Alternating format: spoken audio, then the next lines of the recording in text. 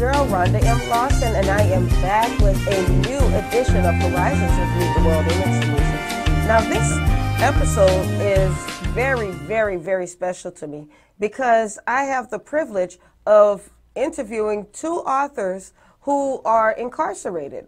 And I don't know, I've been having a lot of, especially since I started the Black History Month New Orleans Literary Weekend, I've been thinking a lot about how many times we give up on people because, you know, we think that because they're in a certain situation that we don't have to worry about them anymore. Okay, they're away, but we have to remember that even though a person may be incarcerated physically, it doesn't mean that their minds are incarcerated. So I'm going to be interviewing two men today who, although they are in jail right now, what they're doing is something that totally transcends their situation.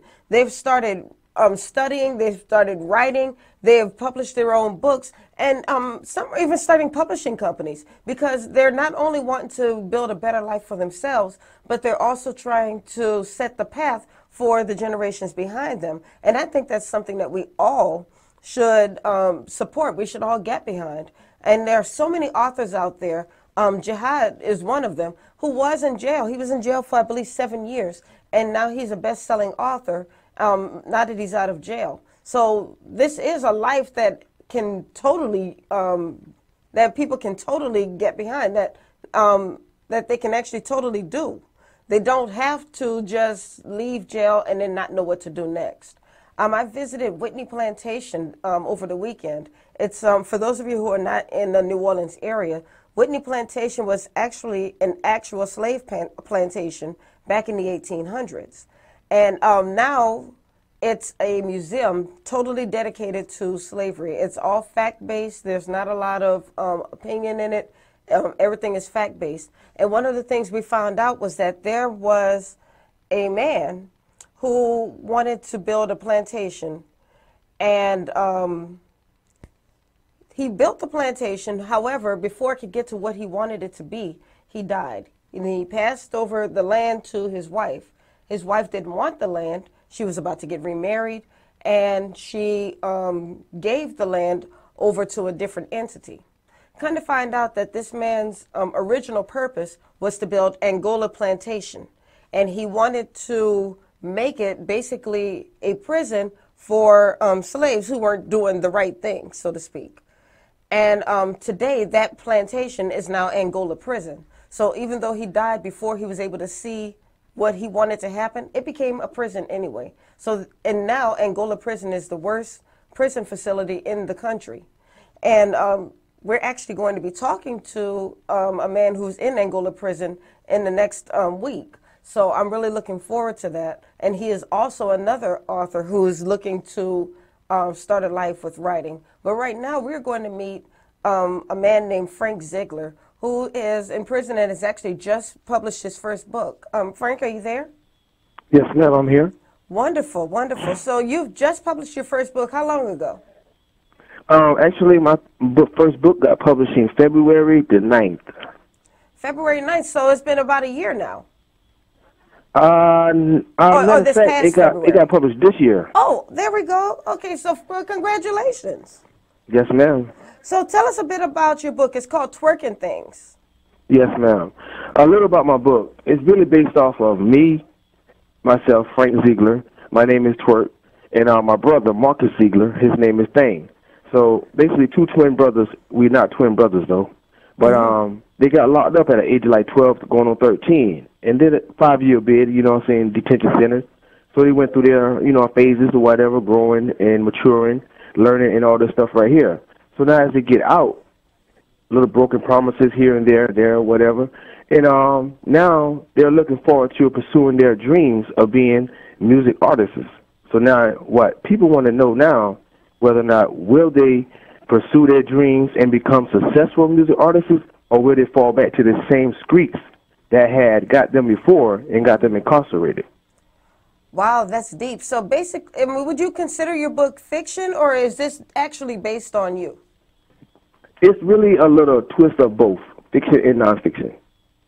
Wonderful. Okay, well, that's very interesting. And so the name of the book is called Twerk and Pain. Twerk and Thing, The Inseparables. The Inseparables. So this book is already on Amazon, Barnes and Noble, Google Play, and some different entities. Yes, yes, ma'am. They can also find on iTunes. They can. I'm sorry. Pardon me. And they can also look up Frank Zeigler book, Twerk and Thing, The Inseparables, and they'll pop up right then and there, and they can buy it like that. Okay, okay. So where are you from, actually? First and foremost, Miss Rhonda, I want to say I apologize for cutting in when you was talking, okay? Oh, no, you're fine. Okay, okay. Well, I'm actually from a little small town called Harleyville, South Carolina. South Carolina. Yes, ma'am. I was born and raised in Charleston, and I was raised in Harleyville. Charleston. I've heard a lot about Charleston. So you say you were actually born and raised in Charleston. And I've actually met a couple of people from Charleston during my days in the military. And they tell me it's not the glitz that people might think. What's it like growing up in Charleston? Well, actually, I was like born in Charleston, right? Mm-hmm. And my years of growing in Charleston was like kind of like vague to my memory. So, but I can give you a little summary for what I have learned over the years. Okay. Well, Charleston really is basically a historical place, first and foremost. For anyone to say anything bad about Charleston, they would have to know the history of Charleston first and foremost. Now, Charleston got a lot of negative things due to the fact of a lot of negative have been brought to ancestors before our time. So I believe the reason why Charleston has such a negative output is because of the souls that's unrest, and the people, they may get caught up in the things of the streets or whatever, and they don't have no outlet. So that's why they have a negative outlook. But other than that, Charleston is very beautiful. It has a lot of tourist attraction places, that's historical. But, other than that, Charleston is beautiful. Well, I know Charleston has a memorial dedicated to the Tuskegee Airmen. Yes, ma'am. Yeah, I've always loved the Tuskegee Airmen. Back when I first joined the Army, I had the privilege of actually interviewing a Tuskegee Airman who's since passed away, but I'm never going to forget that day when I was able to meet both him and his friend, who he brought in later. And being able to sit there with living history was something I'll never forget. But something I did want to ask you, you said that a lot of the negativity was because of people who didn't have an outlet. Do you feel that you may have been affected by that as well? Well, I would say yes, and I would say no. And to go a little further in deep with that, right? Mm-hmm. I would say due to the fact of the environment being raised around, yes, it affected me due to the fact of my maturity of my mind state at the time. But it didn't really had effect on me towards that I couldn't overcome by being affected by it. It also helped me to know that, okay, I came through a struggle and my people are still going through a struggle. So therefore, by me being incarcerated, what can I do? I can make a change, and why not a person who have been there and knowing people that's already still going through it and being right here where I'm at with the people that's going through the struggle from the effects of that. I would say it's time to make a change. So therefore, I got this little movement I'm looking forward to have up and coming with the help of others out there. It's called Invite to Enlightening. And to give you a little further in-depth on that, can I? Yes, of course. Okay. Invite to Enlighten is basically, it gave me a spark, that idea, when I heard about Hearts for Inmates. And I was like, they're doing a lot for people that's locked up back here. So why not a person that's already in the struggle and has been through the street struggle, that's in the penitentiary struggle, why not a person like me come up with something that can be beneficial for the brothers that's back here with myself, as well as the sisters, and it can be beneficial for the brothers and sisters on the streets as well. So therefore, by me being plugged in with these individuals like Jacqueline Smith, who owns Transparency Library. I don't know if you have heard about that, though. Yes, I have. Okay, yes. She's a very brilliant sister, and she has a motto of "We are a family." And every one of us, we help one another. We help promote one another. We help get everything taken care of what a family's supposed to need to help benefit their progress in their business.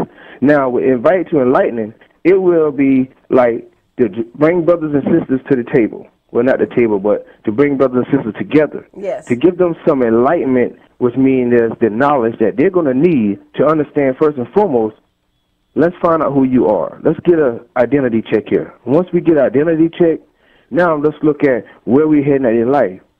You know what they say about gangs, right? I'm sorry? You know what they say about gangbangers? What's that? Like gangs, Bloods, Crips, folks, Yes. stuff like that?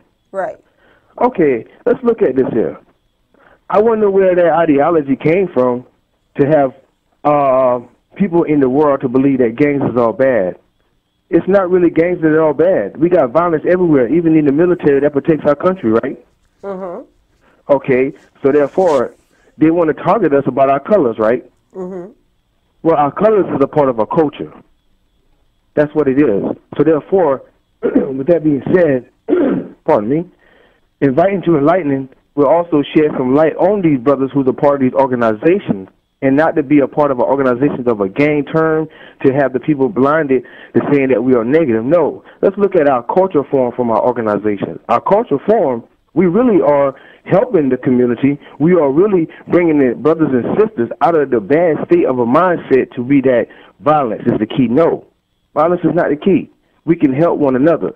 And with Transparency Library, they have so many doors that's open. So my job, I want to bring brothers and sisters to the forefront and say, hey, why not write a book? Why not write a song? Why not try to be an actor? Because why you have so many doors that's open? So therefore, with that being said, it'll stop them. Well, it'll kind of slow down their mindsets of being a negative and coming to the positive light with Inviting to Enlightening. Awesome, awesome. I'd like to hear a little bit more about that, but first we're going to take a quick commercial break. And then when we get back, I'd like to find out how people can get involved in this movement. And then I'd like to go also back to your roots with how you started, how you got into this whole writing industry. So just stay right there, and you stay right there, and get back with us in about 2 minutes. Thank you. Yes, ma'am. What's up, readers and shakers? It's your girl, Rhonda M. Lawson, sending you a personal invite to the Literary Lounge. Tune in to Horizons with Meet the World Image Solutions each Wednesday at 7 p.m. Central Standard Time for the best in literary conversation. Each week, a different author will join us to talk to their most important readers, you. You can also call in to ask your own questions. So don't forget, each Wednesday at 7 p.m., join us in the lounge for Horizons with Meet the World Image Solutions. See you there.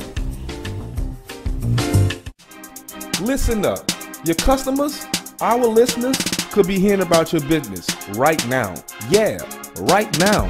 Don't miss out on the opportunity to advertise with NewOrleansTalkNetwork.com.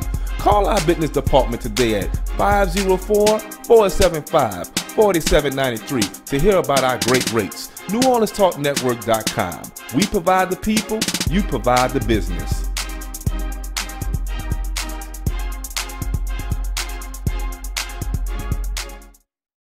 Are you looking for a home to live stream your next event?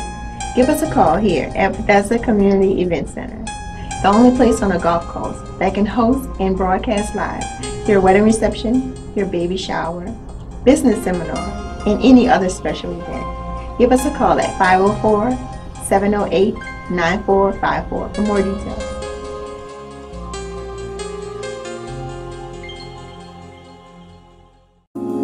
Hello and congratulations! You have arrived at the second half. I'm your host, Cinder Coleman Miller. Connect with us every Thursday at 10 o'clock a.m. on the New Orleans Talk Network as we discuss issues pertaining to the most exciting and prolific generation of our times, the baby boomers. So for information, resources, and booming entertainment, meet us at the second half, brought to you by the Boomers Lifestyle Network. I'm living my life like it's golden, living my life like it's golden, living my life like it's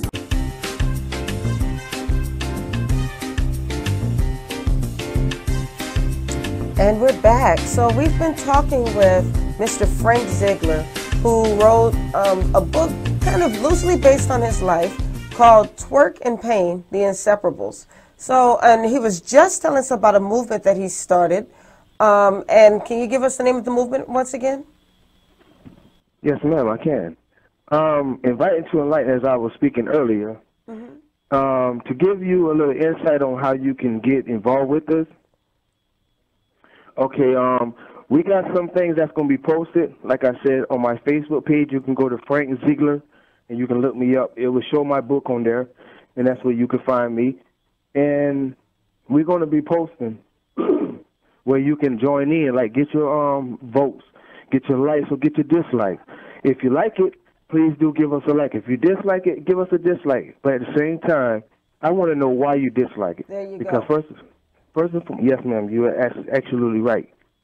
Yes. And with all that being said, Miss Rhonda, if someone would deny this movement that's going to help bring liberation, that's going to give them their past roots, that's going to also give them, first and foremost, what's needed in a lot of people, their true identity.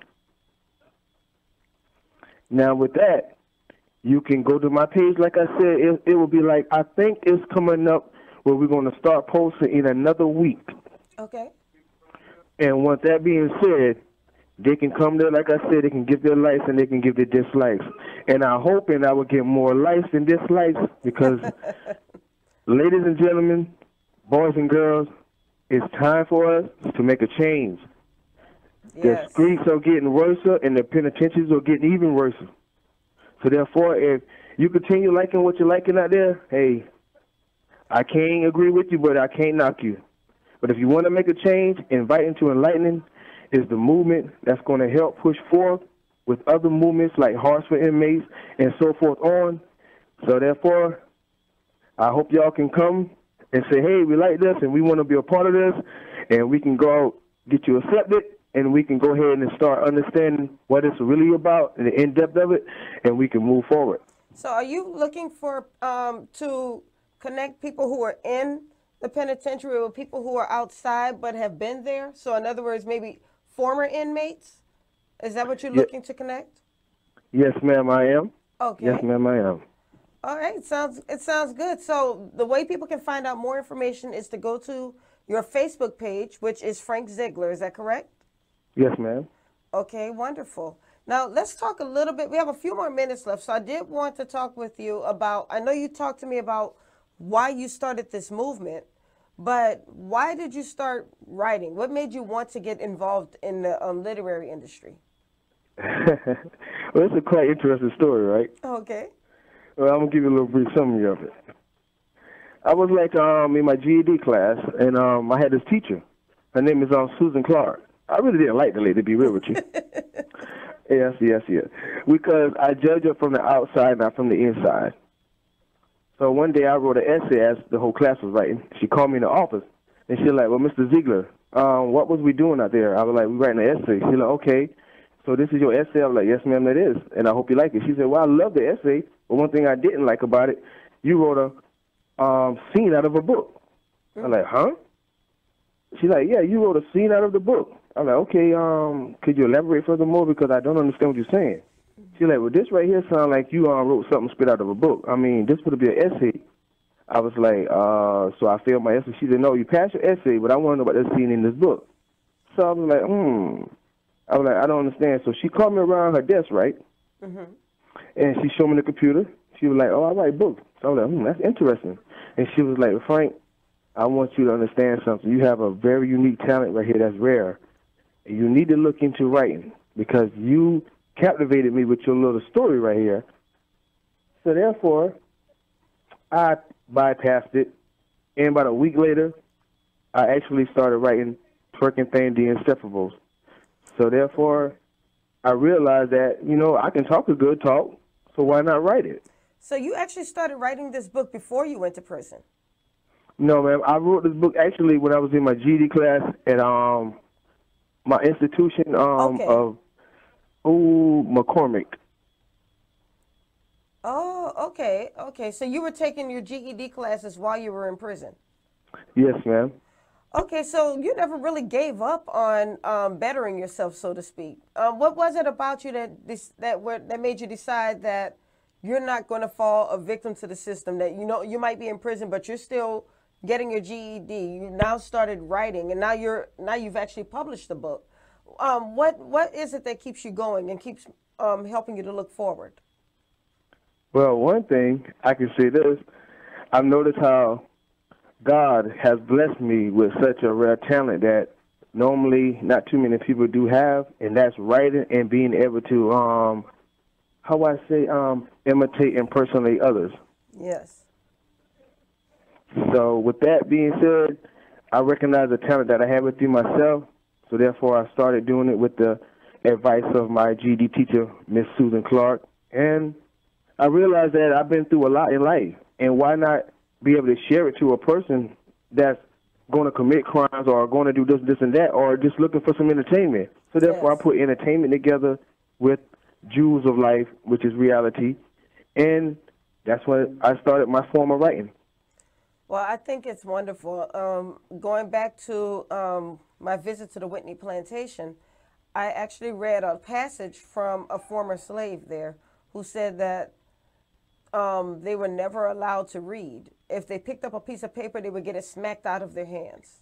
You know, the masters would make their slaves carry notes to each other because they knew the slaves couldn't read.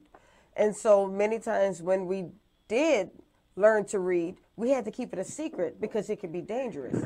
The white people who taught us to read, they had to keep it a secret because they could suffer the same fate as the black people who learned to read did. So now that we're in a position where we can read whenever we want to, we can read whatever we want to, and then we're taking that and we're capitalizing on it and we're writing and we're making careers out of it. I think it's a smack in the face to the people who came before us when we don't read, when we sit there and say we don't read. So the knowing that even though you're in the situation that you're in, that you're continuing to pursue your education, that you're continuing to reading, and now you're building a business on it, it's commendable. So I congratulate you on that. Now, thank you too, Miss Rhonda. So tell me something. I know you said you didn't really start writing until you were in that GED class. Were you interested in writing, or at least reading prior to going to jail? Yes, matter of fact, I was always into reading and writing, and you know what really made me kind of look back at it, reflecting, when I was in class one day at my elementary school, right? Mm-hmm. I used to write like little stories and stuff like that and pass it around to the people that's in my class, and they actually would be like all into it, like, Frank, write some more, Frank, write some more, Frank, do this, Frank, do that. You know, I'm like, whoa, this is nothing. I did the same thing when I was in school. I loved to write stories and just pass them around to my friends, and they really enjoyed it. I think that's what got me started writing. Yes, ma'am. And, you know, it's so beautiful that when I came in here and started writing, and I actually wrote my first book, and I passed it around. And the individual that was reading it was like, hey, man, that's good. But I said, hold, this don't say it's good. I wanted to give me an overall rating on a scale of 1 to 10. So before it got proofread or anything, I mean, like, as soon as I write the book, I pass it to them. And actually, I got an overall 8 out of everybody of all my books. Wow, not bad at all. Not bad at all. So you're going to continue to write now? Oh, yes, ma'am. I have 6 books that I have completed already. Wonderful. Okay, so you actually are planning on making this a business, and I understand you're publishing under another inmate, correct? Who Yes, started a publishing company? Yes, ma'am. His name is Robert Graham. Yes, Robert Graham Jr. I've had the privilege of interviewing him a few months ago, and just what he's been able to accomplish while he's been in prison is just commendable. I mean, it's unbelievable. So knowing that you're working with him, I believe that you're in great hands. You know something that's going to blow your mind? What's that? You know, I was actually on the same plantation with Robert Graham before I came here. Really? Yes, ma'am. Wow. And at that time, did you know he was writing and publishing? Of course, at the time, pardon me. I didn't know when I first met him. Well, I just started talking about that. I write books, right? Mm-hmm. Actually, we both was on lockup. And we talked about it, right? And he, after like, I write books and stuff, I'm going to get my book published. So I was telling about my little story, how I went to several different publications companies, and they denied me, they give me the runaround. So me and him hooked up, and I actually got my book published under his agent, Ms. Deidre Cade. Yes. And Graham R.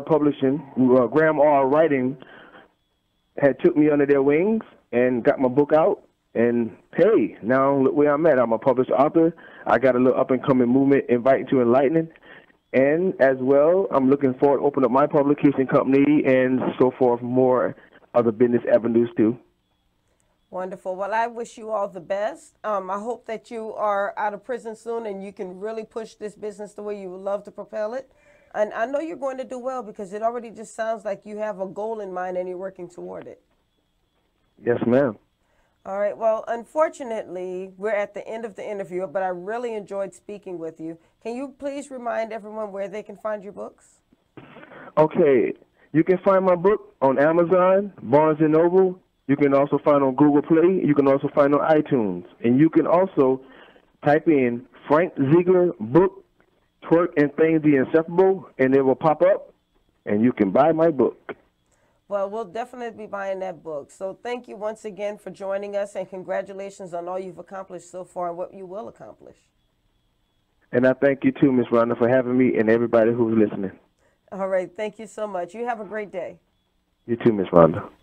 Okay, so we're going to take a quick break, and then when we get back, we're going to meet another incarcerated author named Julian Ferguson. And I'm really looking forward to speaking with him as well. He's another author who's under Grandma Writing, which was created by Deidre Cade and Robert Graham Jr. So we'll be right back.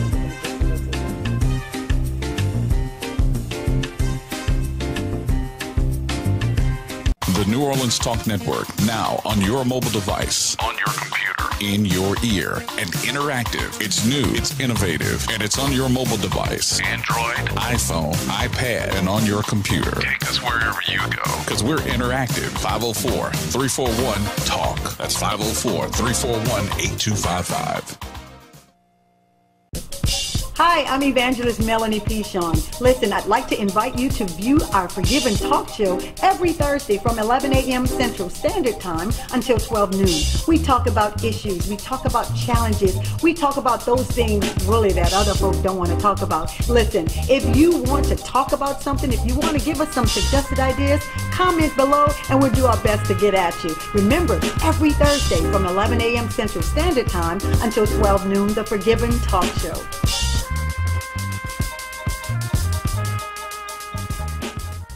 What's up, readers and shakers? It's your girl, Rhonda M. Lawson, sending you a personal invite to the Literary Lounge.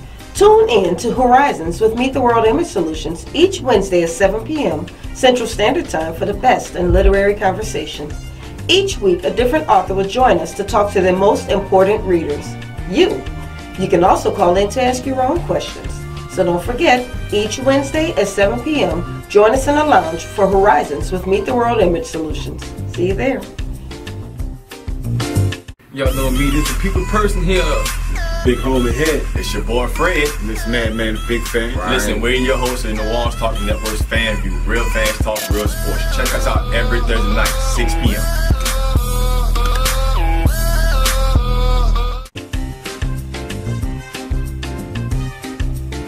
And we're back.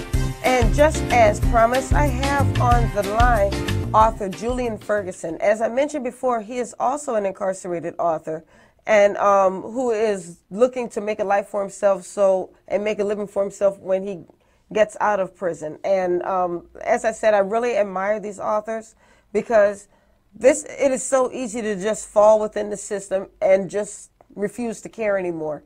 And that's not what they're doing. They're actually writing, they're expanding their minds.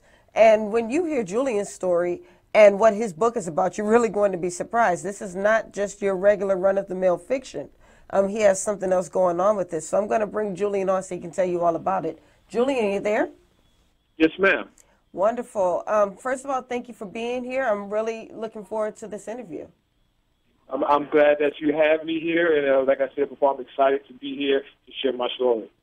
Wonderful. So you were just telling me about your book. It's called Two-Faced? Two-Faced, yes, ma'am. Okay, so tell me a bit about it, please. Well, like I said before, it's about two individuals who had two different lifestyles that are showing two aspects of the urban culture. And not just your average, just run-of-the-mill book that you might read where it's the same thing, just different settings, Yes. different cities. I myself, being a reader of such books and critics of them, I wanted to do something different. I wanted to show that there are success stories that come out of our culture, that everyone's just not drug dealers, everyone's just not pimps, or our women are just not considered hoes or whatever, things like that. But there are people that come out of these areas that become successful individuals that are more than what the stereotype of society puts on people that comes out of the areas. So what you're doing, from what it sounds like, is you're trying to show people that there are different sides to hip-hop culture, that everybody is not the same. Right. Okay, Right. that sounds very interesting. Yeah, that you shouldn't judge a book by its cover, because there's always mitigating circumstances to people's conditions within these type of environments. No one wants to be poor. No one wants to come up struggling, but there's always something that may be lurking in the background that makes or these type of things go on. So we have to be aware of these things.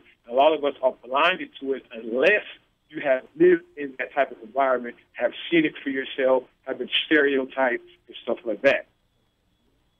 Right. So you mentioned that you are a reader. So were you reading a lot prior to going to prison? I read some, but I watched more documentaries than I did reading. I've always been a big fan of history. I've always been a big fan of our culture, because you will not understand why we're at the standpoint we're at now if you don't know the history of how we got there. Yes. So that's always been my thing, to understand the conditions why we're in, the conditions why society is where it's now. The only way you're going to understand that is to look back in history itself. Very true, very true. So, so it sounds like you're a student of history. I didn't per se say a student, but it was something that always piqued my interest. It was something that I always enjoyed doing in the time that I wasn't running the street. You can say you're a student of history. There's no shame in that, because that's exactly what you are. It piques your interest. You like to watch documentaries. You like to know the history behind certain conditions. You're a student of history, whether you believe it or not. Yeah. Well, put it that way, I guess you could. I guess you could look at it in that light. So, talk to me now. Is Two-Faced your first book? Actually, that wasn't the very first book that I wrote. The very first book that I put thought to was a espionage book. That was the very first book. Yes, that was the very first book I put pen to, because that has been something that had piqued my interest too, as far as military life came to. The people that go behind the lines and sneak around and do things and mold history in ways that have great consequences to the world at hand. Yes. Now, so are you going to publish that book, or has it already been published? Yes, I do plan on publishing that. The name of the book is called Project Pandora, and it is a book basically consisting of two governments coming together, training agents from a young age to be quote unquote super soldiers or super spies, but they use technology in the process of it to help enhance these individuals, to give them an edge over the ones that they're trying to infiltrate. So it sounds like books that are about relationships and romance, or about not so much crime, but kind of a gangster mentality. Those are like the books that seem to interest you. Well, I'm versatile in my reading. You know, I just have never been one to just read a certain genre of books. I mean, I read romance, I've read fantasy, I read sci-fi, I read urban. So these, by getting the different types of categories of authors and books, it helps my creativity when it comes to my own writing, because I might see how they write and how what they write piques my interest, and it helps give me a little edge in my writing to make it as plausible as possible. Right. Okay. So what's your plan now? I mean, so you have the espionage book that you're thinking about publishing. You have Two-Face, which is already been published. And when did that book come out? Well, it's in the process of being published now. Actually, it's going to be a saga. It's going to be a 7-book series that that's going to take place, because you're going to actually see new characters come in, some of the old characters there, how they're going to grow. You're going to see them growing up throughout these time periods that this book started, because the book starts out in the early 90s up to the early 2000s, mid-2000s. So you're going to see some of these characters grow up. You're going to see some of the characters die off, and you're going to hate some of them. You're going to love some of them. So you're going to see these things, but you're going to be able to relate to a lot of these characters too, especially those that have come up in this type of setting, in the urban setting and in the middle class setting as well too, because you'll see that within the books too. And people will be able to relate to these characters either from personal experience or from hearing or from seeing such things. Wow. So I want to delve into that a little bit longer, but first we're going to take a quick commercial break. And then when we get back, I want to talk with you about your writing process and how you're able to add such depth to your characters. So just stay right there and stick with me, and then I'll talk to you on the other side of this break. And you stay right there. We'll be right back.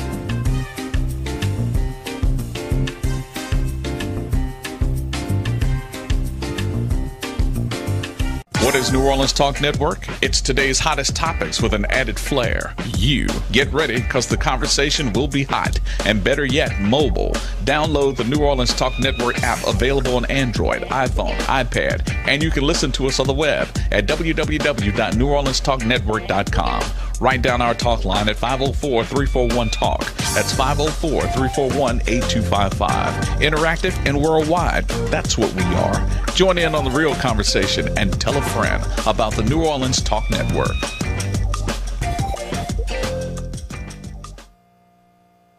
What's up, readers and shakers? It's your girl, Rhonda M. Lawson, sending you a personal invite to the Literary Lounge. Tune in to Horizons with Meet the World Image Solutions each Wednesday at 7 p.m. Central Standard Time for the best in literary conversation. Each week, a different author will join us to talk to their most important readers, you. You can also call in to ask your own questions. So don't forget, each Wednesday at 7 p.m., join us in the lounge for Horizons with Meet the World Image Solutions. See you there. Happy Merry Mondays. It's your girl, Mary J. I want you to tune in with me to Real Talk with Mary J on New Orleans Talk Network every Monday morning at 10 a.m. Then follow me to blogtalkradio.com/Real Talk with Mary J at 10 p.m. It's going to be a Merry Monday every Monday at 10 a.m. and 10 p.m. You've just tuned into New Orleans Talk Network.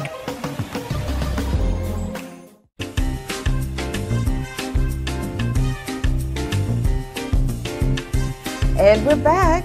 This is Rhonda M. Lawson. I am the owner and founder of Meet the World Image Solutions, and I am your host of Horizons with Meet the World Image Solutions. And we have on the phone with us up-and-coming author Julian Ferguson, who is currently in prison. However, he is about to be a 7-time published author because he is working on a saga that sounds like it's going to be out of this world. Now, before we went to break, Julian, we were talking a bit about your characters and how you want some of them to be loved and hated. You want them to have personalities of their own, so to speak. What is your writing process to go about being able to accomplish that? Well, I have, coming up, I have been around certain types of individuals, whether it's family members or people that I may have came off in the street, even while being incarcerated. Mm-hmm.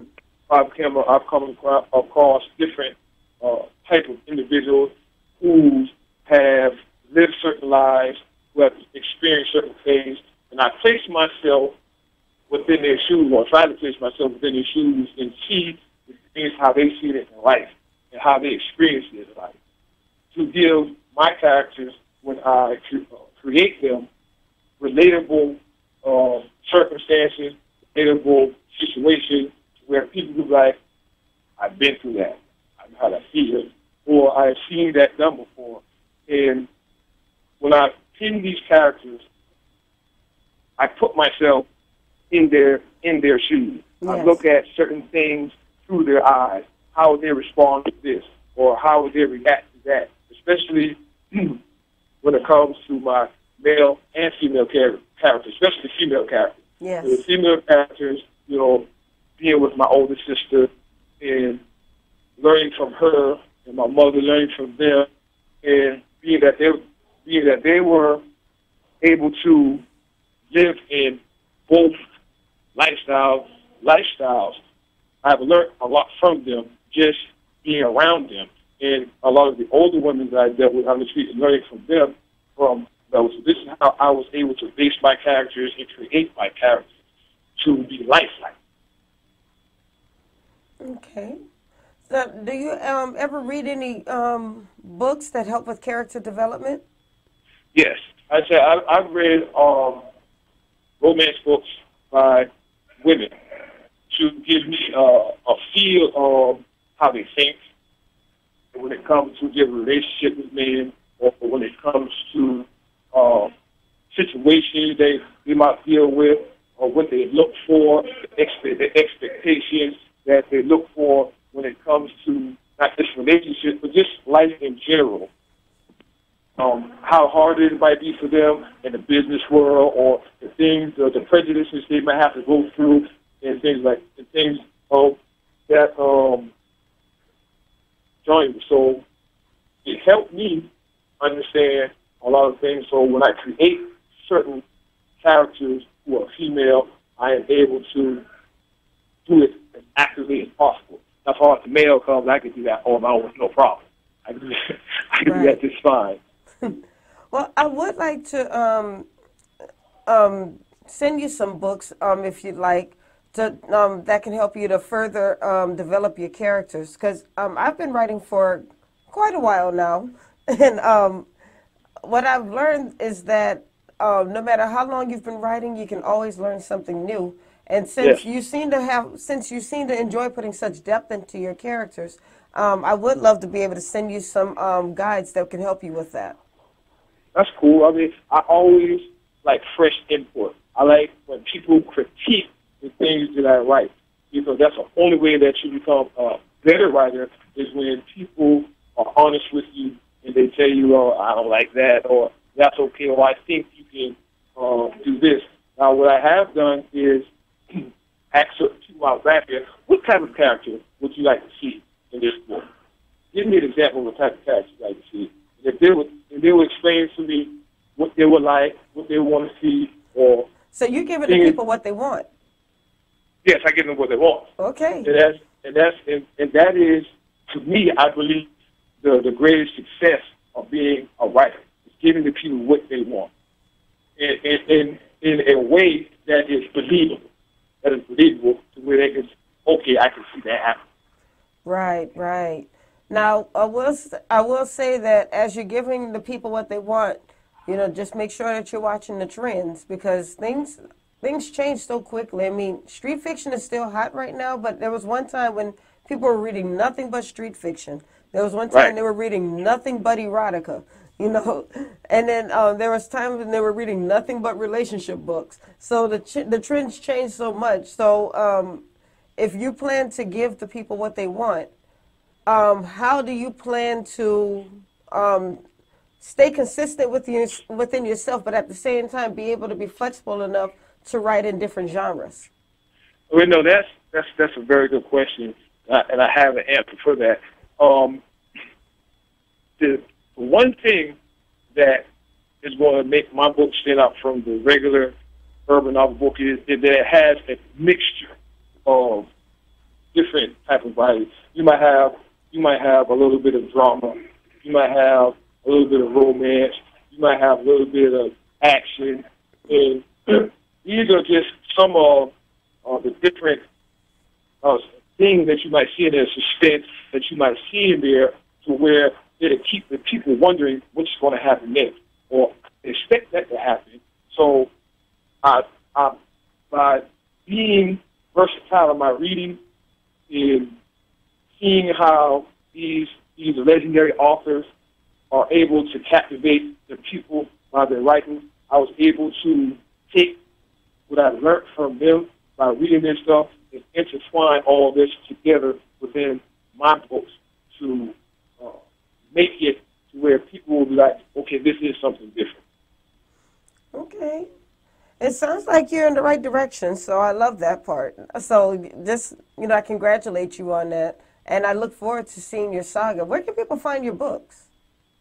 You can find my book, Graham R. Writing Series. This is going to be exclusively done through this company right here. This is something that me and Mr. Graham had talked about years back, where we were sitting on lockup together. Mm-hmm. We talked about this, and one day I made a pact, so to speak. I said, if you start the company, I'll do everything through you. And both sides will. This is what's going on now. So being that he is fulfilling his end, then as I told him, I will fulfill mine. It sounds like you think pretty highly of Robert. Yes, I do, because this is something that is unheard of, especially in the South.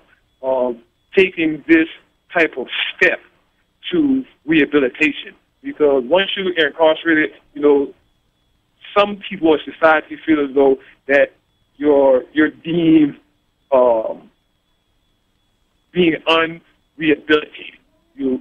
Once you have made the choice that you made, that you're just a criminal, you're no more good, you can't contribute nothing to society. So by this being done, this can eliminate that stigma that people are said to have or are taught to have about people incarcerated. So this movement that is going on back here is something unprecedented, and I'm glad and I'm blessed to be part of something like this, because this is a legacy. This is something that I'll be able to leave my friends, my family, my children, so they can know, okay, yes, even though he was incarcerated, he did accomplish this. He was able to show people, educate people that you can make a difference even though you're behind the wall. You can change even though you're behind the wall. And this does not define who you are being behind this wall, but you can show them that I am still human. Yes, I've committed a crime. Yes, they punished me for it, but I don't need to be double punished and looked on as less than a man or less than human. Exactly. Yes, yes, yes, and more yes. Just because you're in a situation does not mean that that situation has to be in you. And it sounds like you fully believe that. Yes, right. This being incarcerated is a learning experience.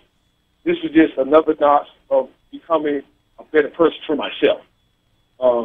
This has taught me what it is to be a man. This has taught me how to have patience first and foremost, because you can't be impatient in a situation like this back here, because you're going to go through all types of trials being back here. there's not very much an individual can do while he's back here to keep his sanity. I have seen people lose their mind back here because of some of the hardships they had to endure by being back here. These are one of the avenues that I take to help keep my mind from being idle, beyond other things that I do. So this is something that you could have told me years ago that I would take passionately writing. You would have told me I'd be wanting to write a book or anything like that, or would have been successful at writing a book, because you don't know what you could be successful at until you actually try to do it. So has writing helped you to keep your mind focused? It does, because I can lose myself in my story, and I'll look up and I'll be like, wow, where does the day go at? Yes. I've been here all this time writing all this, and I'll look and I'll see it, and I'll be so focused on the world and the characters and the storyline that I'm building, where, you know, the other negativity that might be going on around me, it doesn't affect me as much as it might affect the next individual. But this being back here is more mental thing than anything else. If your mind is not fortified to be able to withstand the hardships and withstand not just dealing with your fellow incarcerated people, even the people that come back here to work. If your mind is not fortified to deal with that, then you will find your mind breaking back here. This is the type of environment and condition that is placed before us. You know, it's not so much of them helping you become rehabilitated, but more how they can help you keep yourself down. How long have you been in? Well, I've been incarcerated since I was 21. So I'll be 38 this year, so I'm 17 years. Wow, wow. Well, we're definitely going to keep both you and Frank in our prayers, that you're able to be released soon and that you can really move forward with your writing career. Right. If it happens, then, you know, I'll be more than happy that it does happen. But either which way, if I do get released, because I'm serving a life sentence, if I do get released, or even if I don't get released by some chance, that's still not going to define who I am. I'm still going to continue doing what I am doing back here, and I'm still going to educate the people, because fiction is not the only thing I want to write. You know what I'm saying? I want to write a nonfiction book that I've been brainstorming on, called Through the Eyes of a Prisoner. And it's going to give people my experience doing time in South Carolina Department of Corrections. The good side and the not so good side of it.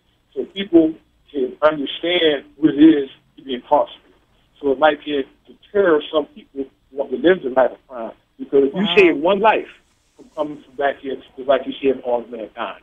So that would be beautiful. A good thing. That's beautiful. And I do wish you all the best. I do want you to stay in touch. And if there's any way that we can support you, outside of buying your books, because we are going to buy your books because your books sound very intriguing, I want to make sure that we're supporting you in other ways, too, to help you to keep your mind focused, to keep moving forward with writing your books, and so forth. Yes, I thank you all for that. All support is always welcome. Any positive support is always welcome. And even criticism, because you're going to have that, too. But I'm going to stay focused. I'm going to stay on the road, and I'm going to continue to deal with Mr. Graham and his company and putting this stuff out here, because his ideas and my ideas have always been on the same line. We think alike, and we have the same worldly views when it comes to things. So this is why I adapt to him so well, or deal with him so much, because of the way he thinks. He's a balance to me, and I'm a balance to him when it comes to that. So that's a blessing within itself, that the Most High allowed our paths to cross in the way that they have crossed, because you don't find too many people like that in this setting back here that actually care not just of themselves, but actually for the future generations of the people as well. Wonderful. Well, unfortunately, we've come to the end of the interview. So I have to end here. But once again, I wish you all the best. I will be looking for your books. Please remind everybody the name of your book and where they can find it. Okay, the name of the series is going to be Two Faces, the Saga, and you can find it on Graham R. Writing Series. And I thank you for having me, and I look forward to doing this again. Okay, definitely. Anytime you want to come back, all you have to do is just let us know. And now, in order for you to find the Graham R. Writing Series, all you have to do is go to Facebook. You can find it on Facebook. Just search for Graham R. That's Grahamr. Second word is writing, and then series. Just type that in, and then you will be able to find the Facebook page. So I want to personally thank everyone who supported the Black History Month New Orleans Literary Weekend this past weekend. It was fabulous. We spoke to nearly 200 kids over at St. Mary's Academy on Friday. We started the day off with that. Then we moved over to the Norman Meyer Library, where we spoke with some more kids from West Jefferson High School. And I heard today, as I spoke with their principal, she absolutely loved the fact that the kids came back excited. They came back wanting to learn. They didn't even want to leave the writing workshop, but they had to get back to school. But they enjoyed themselves, and that's what it's all about. So I want to thank all of the authors who came out and all of the guest speakers who came out to be a part of this, because it was something beautiful. On Saturday morning, we had the literary jazz brunch over at the Tom Bar Life Center. And my goodness, if you missed that, you missed a treat. The food was fabulous. We had a great band. The Israel Experience. The chef was Chef Dell, who's an up-and-coming chef in New Orleans, cooking for you, personal chef and catering services. We had our authors who participated. They sat and talked with the different people who attended, and were able to sell some books while they were there, which is really what I wanted for them. I really wanted to be able to support them in a way where they could sell their books while at the same time supporting our youth, which we did. We were able to give $100, $250 worth of scholarship and educational assistance, as well as publication in Swagger magazine. All went to a young man named Leonce Williams III. He wrote a beautiful essay about his grandfather and the difference that he's made in the New Orleans area. And he touched so many people. We had other people getting up. Margaret Thomas, one of the owners of the, of the Treme Market branch, donated some money to him. One of our authors, Jasiri Bassell, who was on the show last week, donated a book to him. And it was just beautiful to see how everybody was really touched by what this young man read from his essay, that they wanted to jump in there and further support him. We also had Miss Renata Collins, who's a local TV talk show host here in New Orleans, who donated a gift card to him, because that's just how powerful his essay was, and he read it beautifully. And then we ended the night with the world premiere of Cheating in the Next Room, the stage play, which is based on my best-selling novel, Cheating in the Next Room. And oh my goodness, it was phenomenal. Yeah, we had some glitches here and there, but it was a first-time performance. This was my first production. And just to see it all come together and see the audience appreciate it the way they did. They laughed. They were intrigued in certain parts. We all had a great time. And so I want to thank everybody who came to see the play, but I also want to thank all of the actors and directors who were a part of making this play something special. And we will be doing the play again very soon, so stay in touch and we will keep you informed on that. So that is all we have for today. This is the end of Black History Month. So if you haven't done so already, please go to the Meet the World Image Solutions Facebook page and check out our overall winner for all of the Black History Month trivia questions that we placed throughout the month. I wasn't able to make every day, but I did get a number of them in there, and I want to thank all of the people who participated, congratulate all of the people who won, and all of the people who shared and liked the page. This was a great, awesome Black History Month. And so if you haven't gone to see Black Panther yet, go see Black Panther, because the movie is phenomenal. And that is all we have for this week. And so make sure you catch us next week for the second week in our series. We'll be talking with another incarcerated author as well as Jihad, who will be able to just shed some light on incarcerated authors and what it means to be able to release your mind through reading and writing. So that's all we have for today. Thank you so much for joining us, and we'll see you next week.